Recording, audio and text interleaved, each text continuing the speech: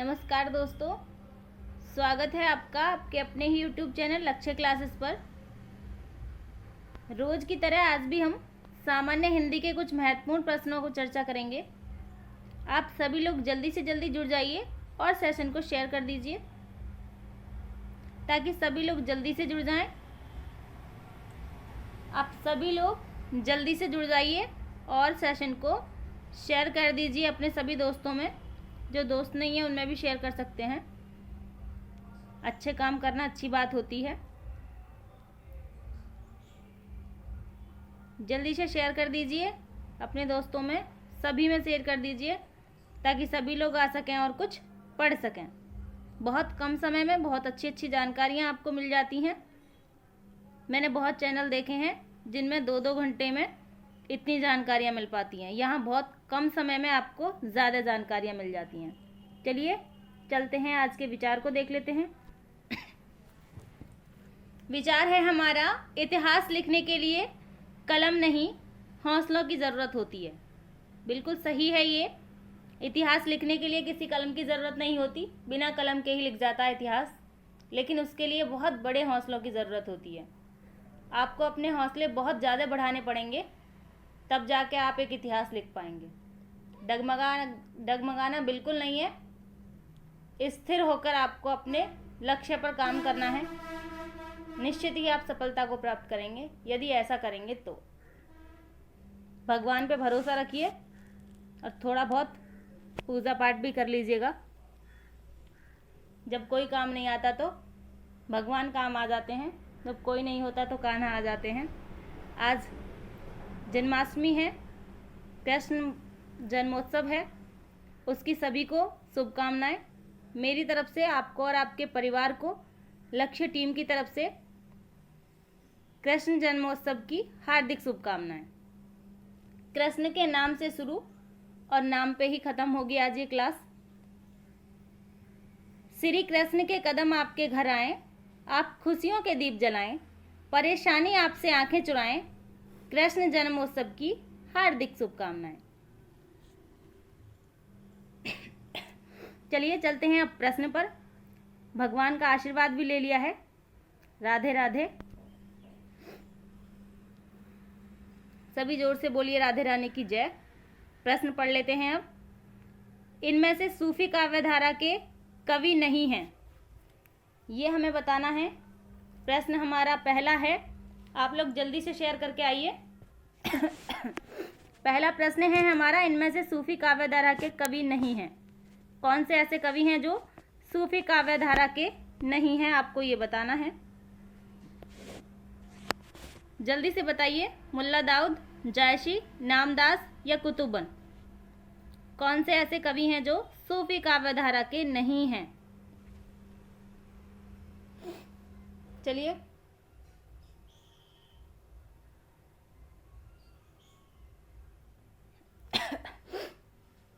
Answer ले लेते हैं। क्या होगा आंसर? क्या मुल्ला दाऊद होगा? नहीं होगा। ये क्या है? मुल्ला दाऊद सूफी संत हैं। जायसी कौन है? ये भी सूफी संत हैं। कुतुबन कौन है? ये भी सूफी संत हैं। सी ऑप्शन हमारा बिल्कुल सही होगा। नामदास कौन है? ये सिख संत थे, सूफी संत नहीं थे, ये सिख संत थे नामदास। ठीक है, सी ऑप्शन हमारा बिल्कुल सही होगा। मुल्ला दाऊद, जायसी और कुतुबन ये सूफी काव्यधारा के कवि थे। चलते हैं अगले प्रश्न पर। प्रश्न बहुत अच्छे अच्छे हैं। प्रश्न है, जल, थल और जब सब जैसे समान ध्वनि वाले शब्द क्या कहलाते हैं? क्या कहलाते हैं ये आपको बताना है। जल, थल और जब सब ऐसे शब्द क्या कहलाते हैं?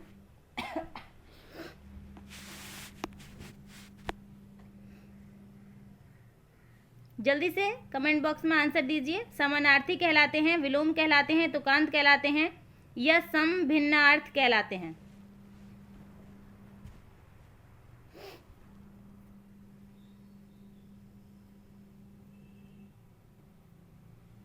चलिए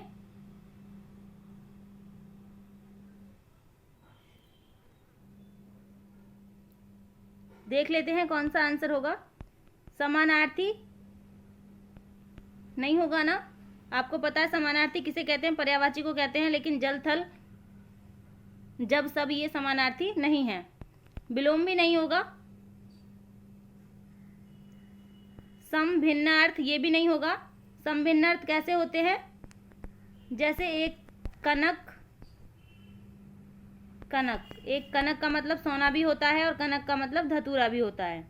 एक जैसे हों लेकिन उनके अर्थ अलग हों, उन्हें कहते हैं समभिन्नार्थी।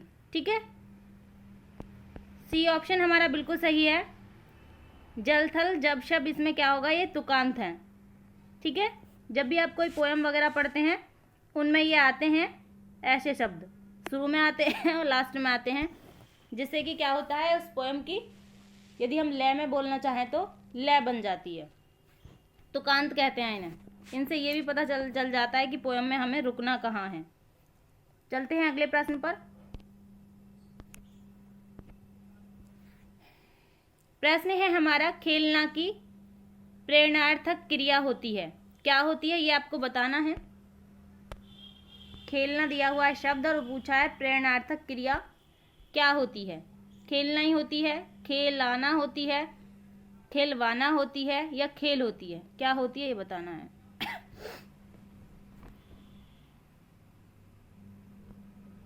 जल्दी से कमेंट बॉक्स में आंसर दीजिए, प्रश्न बहुत अच्छा है।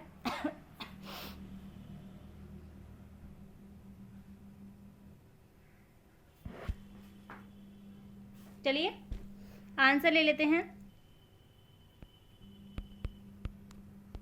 जब किसी मूल शब्द में वाना प्रत्यय लगा हो तो प्रेरणार्थक क्रिया होती है, वो कौन सा ऑप्शन होगा, सी ऑप्शन हमारा बिल्कुल सही होगा, खेलवाना। ठीक है, मूल शब्द खेल है हमारा, उसमें वाना प्रत्यय लगा हुआ है। जैसे और भी ऐसे शब्द हैं, रखना शब्द है उसका रखवाना, घूमना का घूमवाना, काटना का कटवाना, लिखना का लिखवाना, ये सब प्रेरणार्थक क्रियाएं हैं। ठीक है, आगे से याद रखिएगा, खेल का खिलवाना प्रेरणार्थक क्रिया है। चलते हैं अगले प्रश्न पर। प्रश्न है हमारा, बीमारी का बहुवचन क्या है। बीमारी का बहुवचन बताना है हमें, क्या है, बीमारी, बीमारी, बीमारियां या बीमारियां, कौन सा होगा ऑप्शन सही है आपको बताना है। जल्दी से कमेंट बॉक्स में आंसर दीजिए कौन सा सही है। बहुत ध्यान से देखना है, मात्र का अंतर है बस।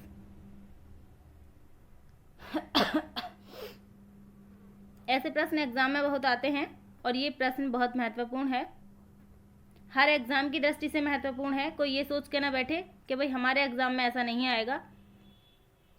सभी एग्जामों में हिंदी के लगभग सेम प्रश्न आते हैं और हिंदी के प्रश्न न्यू कम बनते हैं, रिपीट ज़्यादा होते हैं। सी ऑप्शन हमारा बिल्कुल सही है, बीमारियां। बीमारी का बहुवचन क्या होता है, बीमारियां। बीमारी किसी को एक बीमारी हो तब बोलते हैं, और बीमारियां किसे कब बोलते हैं, जब बहुत सारी बीमारियां हों। ठीक है, तो कहते हैं भाई हमें तो बहुत सारी बीमारियां हैं। एक बीमारी हो तो बोलते हैं भाई हमें बीमारी है एक, कोई भी बीमारी हो, गंभीर, बुखार को बीमारी नहीं कहेंगे, बुखार तो बुखार होता है, लेकिन कोई गंभीर बीमारी हो तब बोलते हैं। लेकिन जो बहुत सारी बीमारियां होती हैं उनको बीमारियां बोलते हैं, बहुत सारे रोग हों तो बीमारियां बोल सकते हैं। चलते हैं अगले प्रश्न पर। प्रश्न है हमारा, हिंदी वर्णमाला को कितने प्रकार से विभाजित किया जा सकता है। आपको बताना है कि हिंदी वर्णमाला को कितने प्रकार से विभाजित किया जा सकता है, 2, 3, 4 या 5, कितने प्रकार से विभाजित किया जा सकता है ये आप बताइए। जल्दी से कमेंट बॉक्स में आंसर दीजिए, प्रश्न बहुत आसान है, आप सभी को पता होगा, इसलिए जल्दी से आंसर दीजिएगा।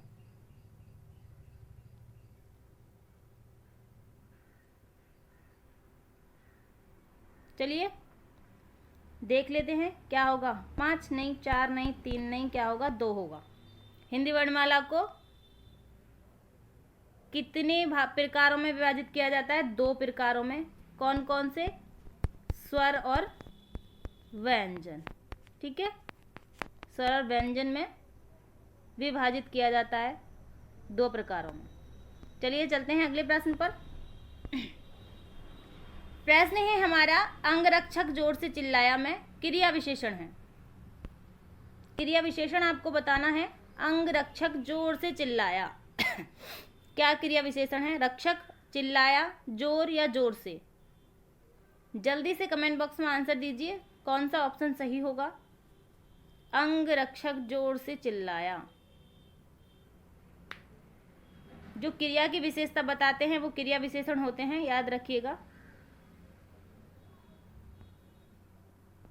क्रिया विशेषण पूछा है, ओनली विशेषण नहीं पूछा है।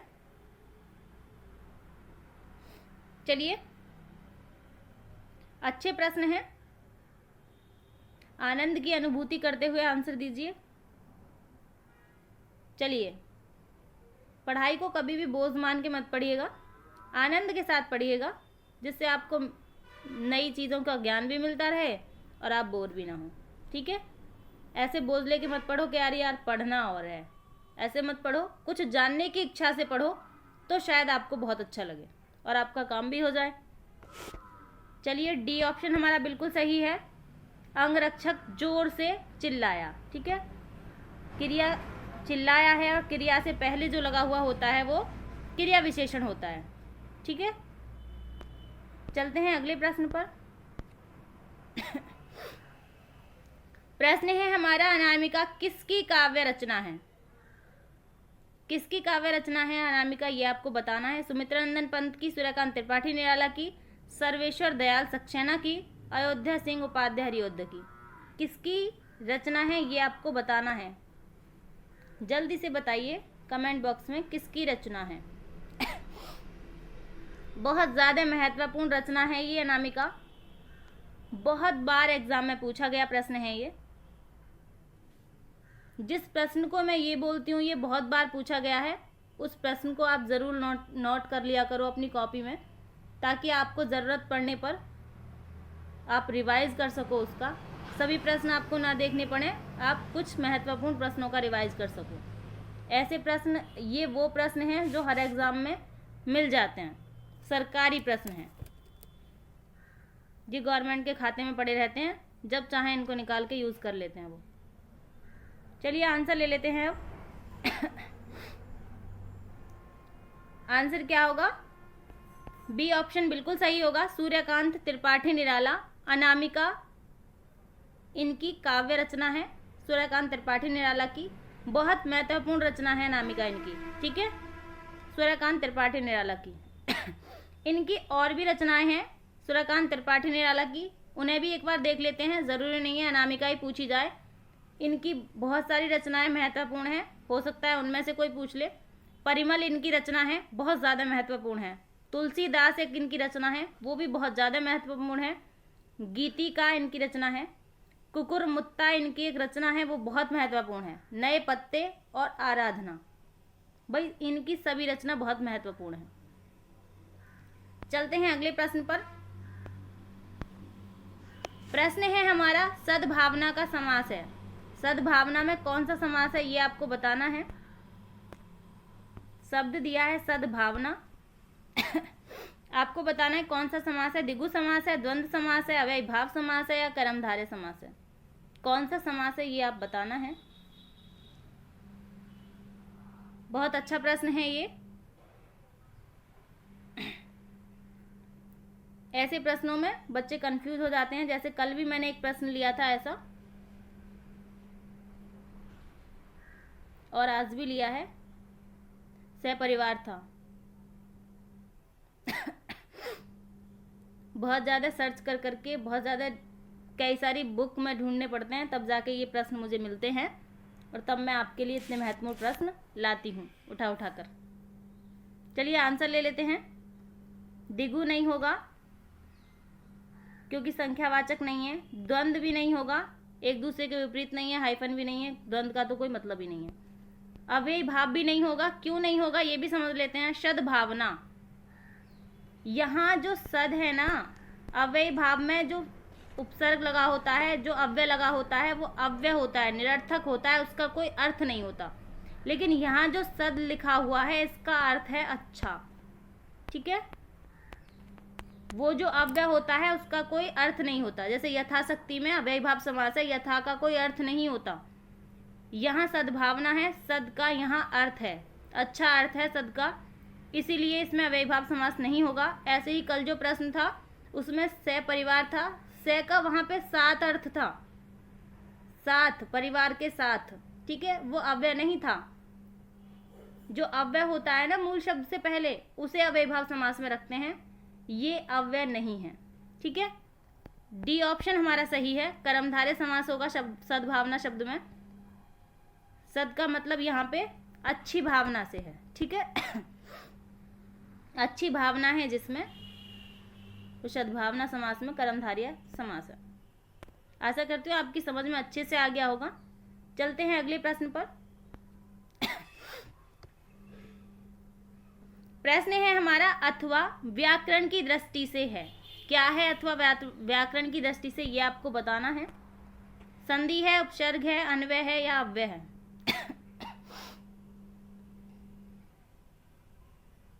जल्दी से बताइए।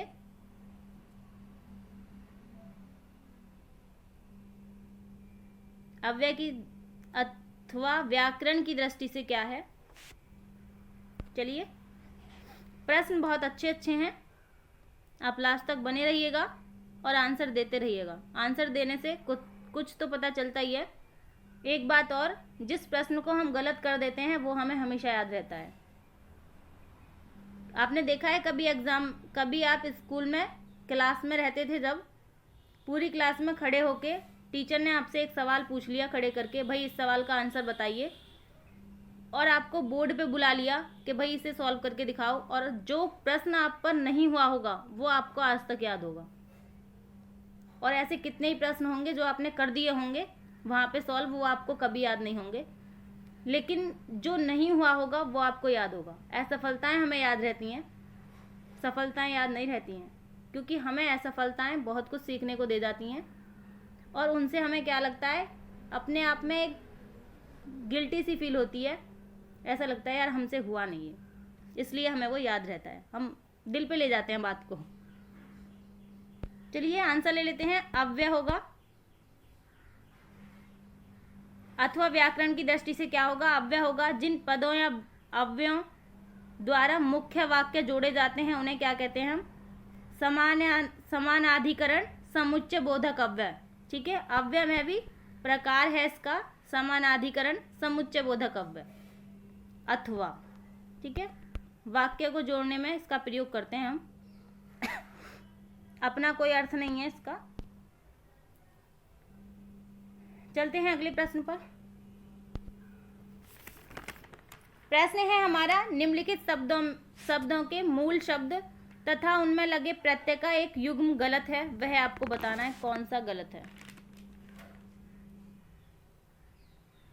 जल्दी से बताइए कौन सा गलत है। सुंदरता, सुंदर प्लस ता, कठिनाई, कठिन प्लस आई, बचपन, बच धन पन, पांचवा, पांच प्लस वा, कौन सा होगा गलत बताना है आपको।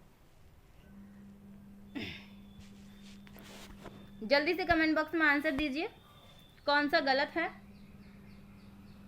प्रत्यय की दृष्टि से बताना है। मुझे पता है ऑप्शन पढ़ के सब ये सोच रहे हैं भाई सब में प्रत्यय लगा हुआ है, सब सही है। ऐसा नहीं है, जब प्रश्न है तो कोई ना कोई तो गलत है। अब जल्दी से अपनी दृष्टि को बढ़ाइए और जल्दी से बताइए कौन सा ऑप्शन सही है। चलिए आंसर ले लेते हैं। प्रत्यय का एक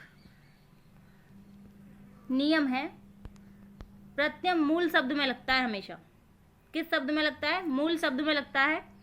सुंदरता, सुंदर मूल शब्द है जब उसमें ता प्रत्यय लग रहा है। कठिनाई, कठिन मूल्य शब्द है तब इसमें आई प्रत्यय लग रहा है। पांच मूल शब्द है जब इसमें वा प्रत्यय लग रहा है। बच कोई मूल शब्द नहीं है, बच्चा होता है मूल शब्द। बच्चापन होता तो ये बिल्कुल सही होता, लेकिन बच है, बच प्लस पन, बच का कोई अर्थ नहीं निकल रहा है यहाँ पे, तो ये गलत है हमारा सी ऑप्शन, ठीक है। यहाँ पे बच्चापन होता तो बिल्कुल सही होता, ठीक है, आपकी समझ में आ गया होगा। प्रत्यय के लिए एक मूल शब्द की जरूरत होती है, जो मूल शब्द यहाँ पे नहीं है।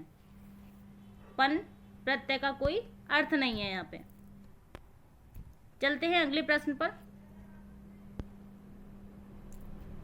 प्रश्न है हमारा, निम्नलिखित में से किसमें कोपसर्ग नहीं है?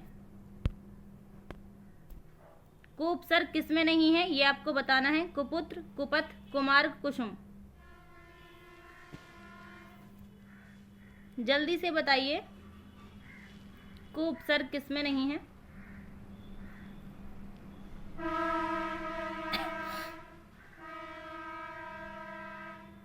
चलिए जल्दी से आंसर दीजिए। अच्छा प्रश्न है, एग्जाम में ऐसे ही प्रश्न पूछे जाते हैं। चलिए आंसर ले लेते हैं। कोपसर्ग है और पुत्र क्या है? मूल शब्द है। कोपसर्ग है, पथ मूल शब्द है। पथ का अर्थ होता है कोपसर्ग और मार्ग मूल शब्द है। कुसुम शब्द में कु यदि अलग कर दोगे तो सुम कोई शब्द नहीं होता, इसलिए कुसुम कुसुम ही होता है। कुसुम का मतलब फूल होता है। इस शब्द में उपसर्ग नहीं है। ठीक है, सेम वैसा ही शब्द है ये, जैसे हमने पीछे पढ़ा है अभी प्रत्यय वाला, वैसा ही ये उपसर्ग वाला है। कुसुम शब्द में कोई उपसर्ग नहीं है। चलिए चलते हैं अगले प्रश्न पर।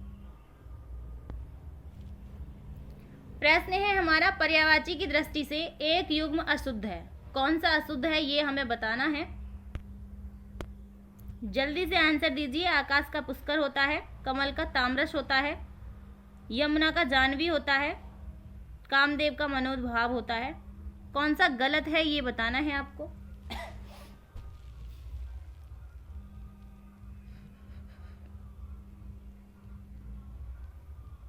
चलिए आंसर ले लेते हैं। जल्दी जल्दी आंसर दिया करो और आंसर सभी लोग दिया करो। ठीक है, चलिए देख लेते हैं आंसर। आकाश का पुष्कर होता है भाई, ये सही है हमारा। कमल का ताम्रस होता है, ये भी सही है। कामदेव का मनोभाव होता है, ये भी सही है। यहाँ पर चोरी पकड़ी गई। जाह्नवी यमुना का नहीं होता है भाई। जाह्नवी किसका होता है?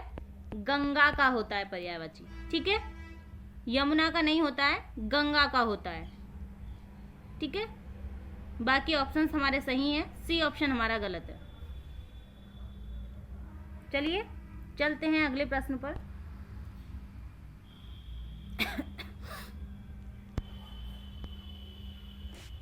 प्रश्न है हमारा, तृण का पर्यायवाची है। तृण का पर्यायवाची पूछा है, कौन सा है ये आपको बताना है। तुच्छ, अलप, घास, पत्ता, तिनका, घास, लता या ध्रुव। कौन सा है तृण का पर्यायवाची? जल्दी से बताइए। आसान प्रश्न है और एग्जाम की दृष्टि से महत्वपूर्ण प्रश्न है। एग्जाम में आया भी है कई बार। ये प्रश्न तो बहुत बड़े बड़े एग्जामों में पूछा गया है भाई।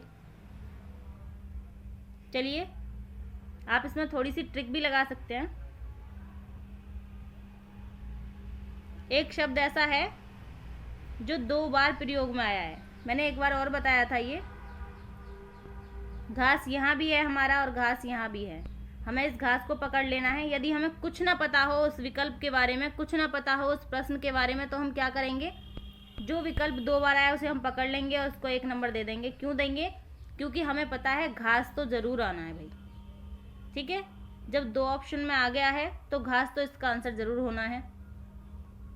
अब हमें ये देखना है पत्ता होना है या तिनका होना है। घास का आकार कैसा होता है? तिनके जैसा होता है, पत्ते जैसा नहीं होता है। ठीक है, तो तृण का पर्यायवाची क्या है? एक तो तिनका है और घास है। ठीक है, आशा करती हूँ आपकी समझ में आ गया होगा। चलते हैं अगले प्रश्न पर।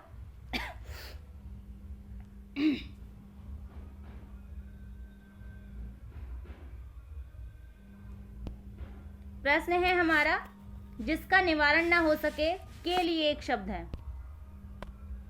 जल्दी से कमेंट बॉक्स में आंसर दीजिए। जिसका निवारण ना हो सके उसे क्या कहते हैं?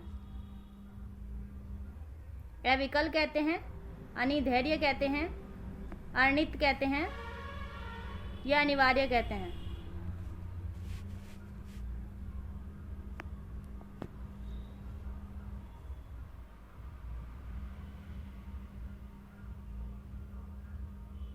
चलिए, अच्छा प्रश्न है, जल्दी से आंसर दीजिए।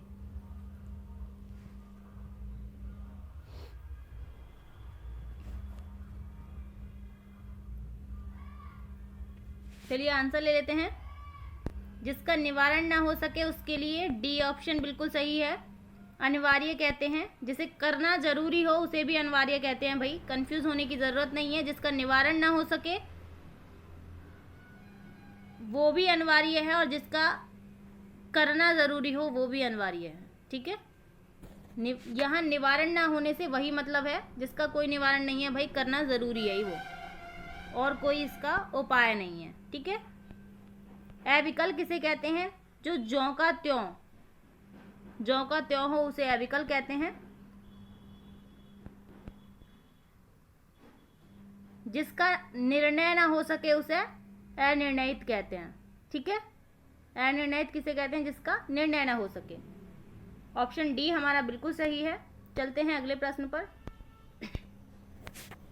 प्रश्न है हमारा स्वधर्म शब्द का विलोम है। स्वधर्म शब्द का विलोम पूछा है। अधर्म, परधर्म, विधर्म या सुधर्म? कौन सा ऑप्शन सही है ये आपको बताना है।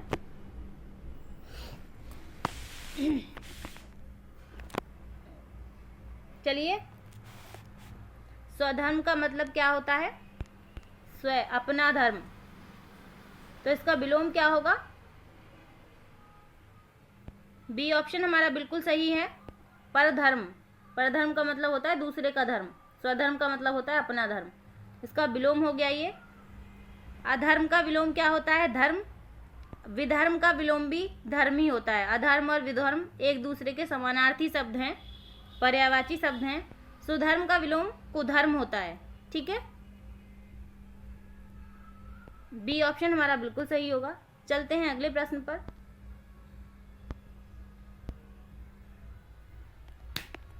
प्रश्न है हमारा अशुद्ध वाक्य पहचानिए।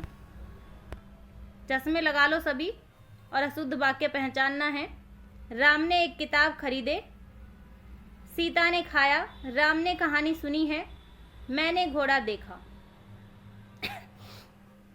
कौन सा अशुद्ध वाक्य है ये आपको बताना है। जल्दी से कमेंट बॉक्स में आंसर दीजिए। वैसे अशुद्ध वाक्य पढ़ के ही पता चल जाता है कि अशुद्ध है, वो लय नहीं बन पाती जो बननी चाहिए। कुछ ऐसे होंगे जो लोग पढ़ के बता देते होंगे, भाई मुझे तो पता चल जाता है पढ़ के, भाई कुछ तो कमी लग रही है इसमें। चलिए आंसर ले लेते हैं, क्या होगा।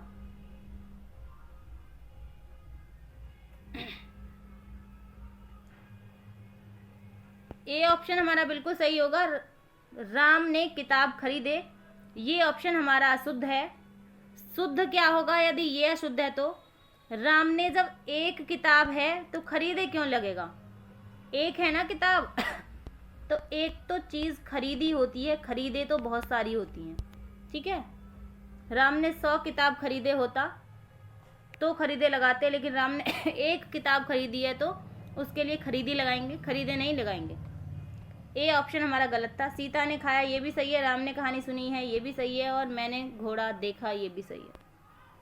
चलते हैं अगले प्रश्न पर। प्रश्न है हमारा फूंक फूंक कर कदम रखना। मुहावरे का अर्थ है, क्या अर्थ है फूंक फूंक कर कदम रखना? इसका अर्थ बताइए आप। धीरे धीरे चलना, डर कर कदम रखना, फूंक मारते हुए पैर रखना, सोच विचार कर काम करना। जल्दी से आंसर दीजिए, अच्छा प्रश्न है।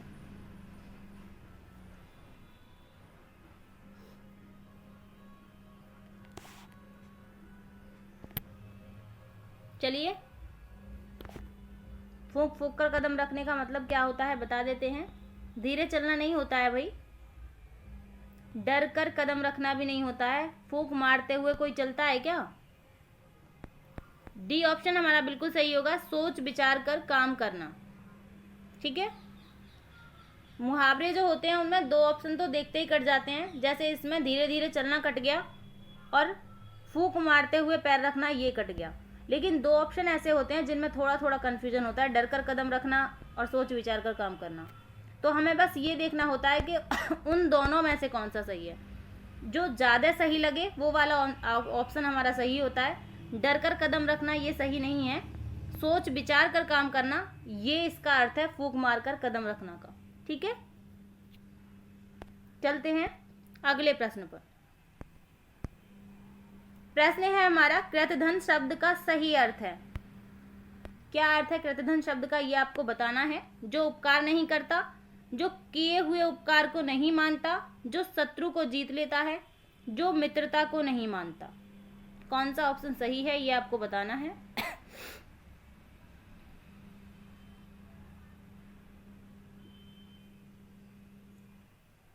चलिए जल्दी से आंसर दीजिए भाई, प्रश्न बहुत अच्छा है और ये तो आसान भी है। चलिए आंसर ले लेते हैं।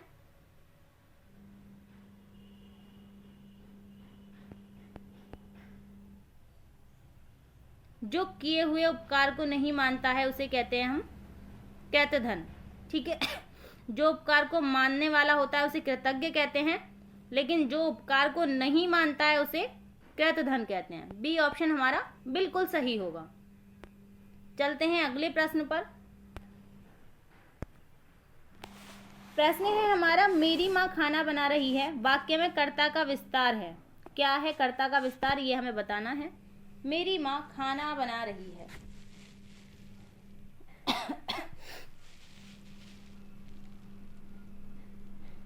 बना रही है, माँ, खाना या मेरी, क्या है कर्ता का विस्तार।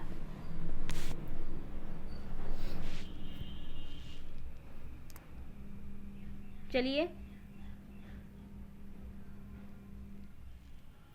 आंसर ले लेते हैं। बहुत अच्छा प्रश्न है ये। मेरी माँ खाना बना रही है, वैसे भी सबकी माँ खाना बनाती हैं। माँ तो माँ ही होती है और माँ अच्छी भी होती हैं सबकी। चलिए आंसर ले लेते हैं। मेरी माँ खाना बना रही है, बना रही है, क्या होगा आंसर, डी होगा मेरी। मेरी जो है वो कर्ता का विस्तार है।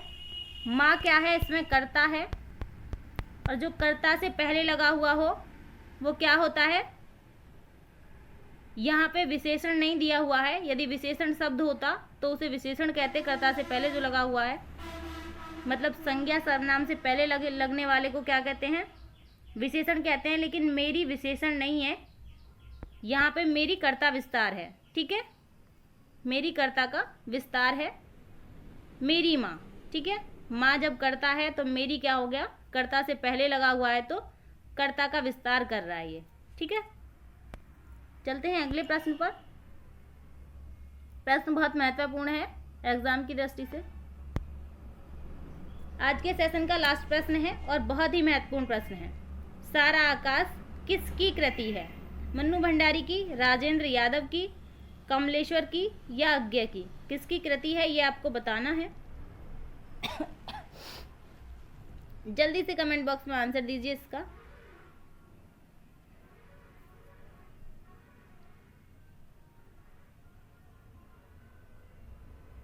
किसकी है जल्दी बताइए, अच्छा प्रश्न है। बी ऑप्शन हमारा बिल्कुल सही होगा। बी ऑप्शन हमारा बिल्कुल सही होगा, राजेंद्र यादव की है ये उपन्यास है। ये 1952 में क्या हुआ था, इसे क्या बोलते थे, ये पहले प्रेत बोलते हैं के नाम से लिखा गया था, लेकिन बाद में इसका नाम क्या हो गया, सारा आकाश। ठीक है, ये उपन्यास पहले प्रेत बोलते हैं के नाम से था, बाद में इसका नाम बदल कर क्या हो गया, आकाश, सारा आकाश। आज के सेशन का लास्ट प्रश्न था। कोई भी कंफ्यूजन हो, कोई भी दिक्कत हो आपका कोई भी प्रश्न हो आप कमेंट बॉक्स में बता सकते हैं, ठीक है। जाना नहीं है भाई, बोला था पहले ही, श्री कृष्ण का नाम लेके आए थे, श्री कृष्ण का नाम लेके ही जाएंगे। माखन का कटोरा मिश्री का थाल, मिट्टी की खुशबू बारिश की फुहार, राधा की उम्मीद कन्हैया का प्यार, मुबारक हो आपको जन्माष्टमी का त्यौहार। बोल राधे रानी की जय, राधे कृष्ण। इतनी देर तक सेशन को देखने के लिए धन्यवाद। Thank you for watching. Like share and subscribe करते रहिएगा।